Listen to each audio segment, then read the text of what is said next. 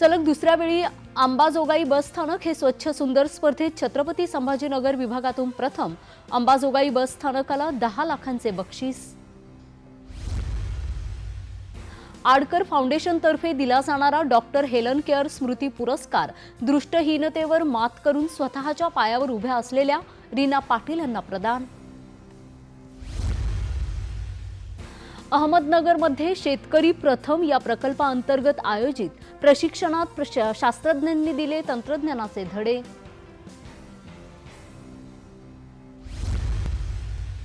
आदिवासी समाजापर्यंत रोजगार, शिक्षण, आरोग्य यासह शासनाचे विविध लाभ पोहोचवणे गरजेचे, महाराष्ट्र राज्य मानवी हक्क आयोग सदस्य M.A. सय्यद यांचं वक्तव्य।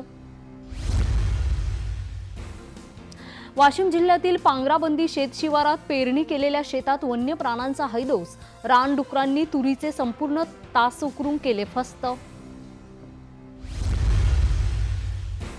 आई या महिला केंद्रित पर्यटन धोरणाची अहमदनगर जिल्ह्यात प्रभावी अंमलबजावणी करा, जिल्हाधिकारी सिद्धारामय्या सालीमठ यांचे निर्देश।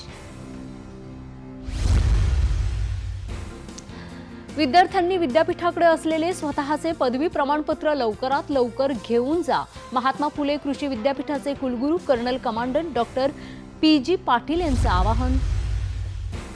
मोरबे धरण प्रकल्पग्रस्तांचे उपोषण सुरू, न्याय नाही मिळाला तर धरणात सहकुटुंब जलसमाधी घेण्याचा दिला इशारा।